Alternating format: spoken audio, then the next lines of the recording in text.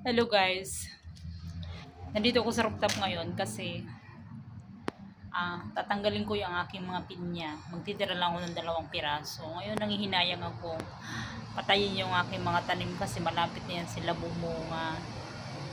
So wala rin kasi akong choice or wala rin akong magagawa kasi hindi naman siya pwede dalhin namin doon sa bagong bahay namin, nalilipatan, hin- kaya kailangan tanggalin siya kasi hindi na rin naman pwedeng iwanan dito kasi nabinta na ito.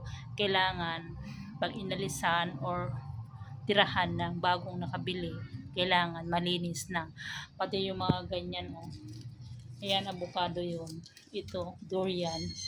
So kailangan lahat yan tanggalin kasi hindi naman pwede na ang magtatanggal niyan ay yung nakabili na ng bahay kasi kailangan malinis.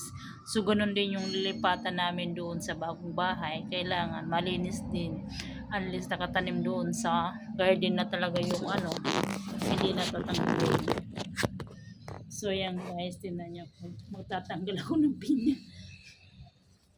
Sa totoo lang nanghihinayang talaga ako kasi nilalagaan ko yan, ulo lang yan ng pinya na aking tinanim sa paso, tapos inalagaan ko na lumaki siya.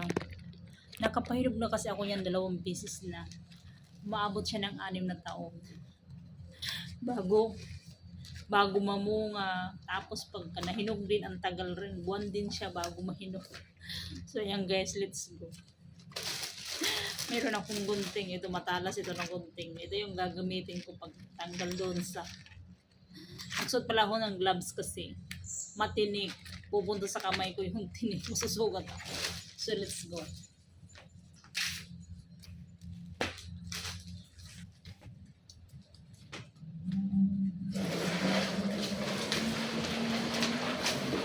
Yung unahin ko ito. Ito yung unahin ko, medyo maliit.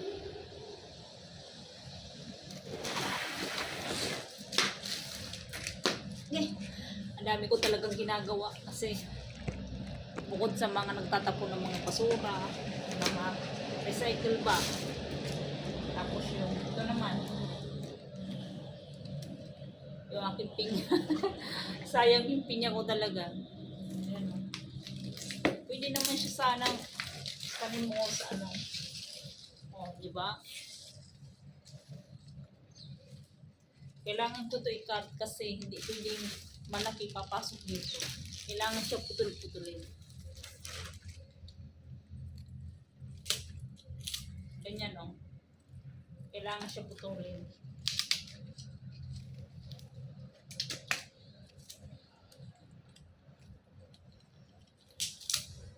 Madali ito siya mamunga kapag nasa lupa talaga.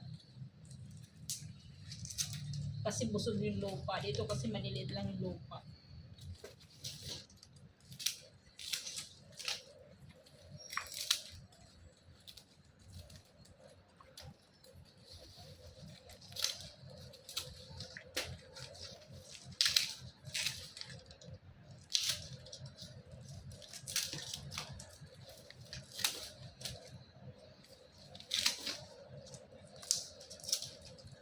Pag ganito yung ginamit kong gloves, maganda siya kasi hindi talaga papasok yung tinik dito sa loob.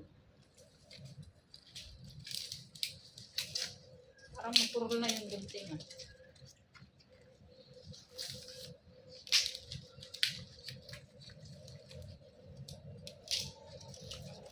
Hindi na siya matalas, oh.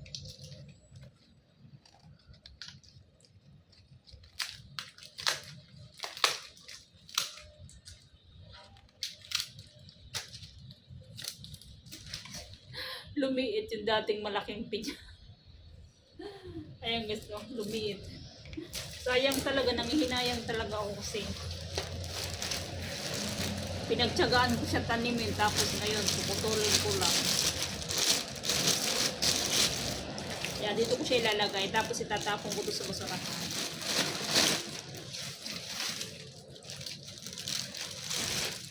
Kasi pag hindi ko ito pinutol-putol, hindi ito kukunin ng basurero. Kailangan putulin siya.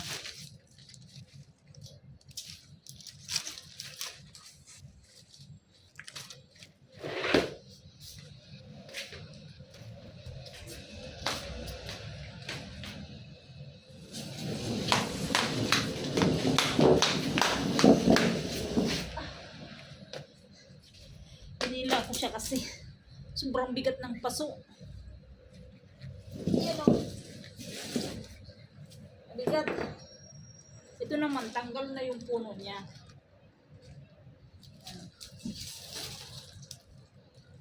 Mababaw lang, tanggal na.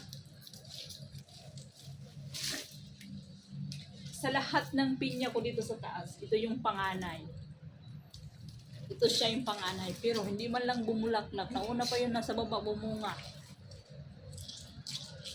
Siguro dahil kulang ng lupa.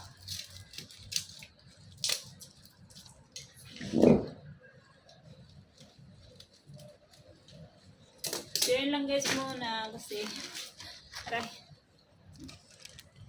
tawag, marami pa akong puputulin na yan o.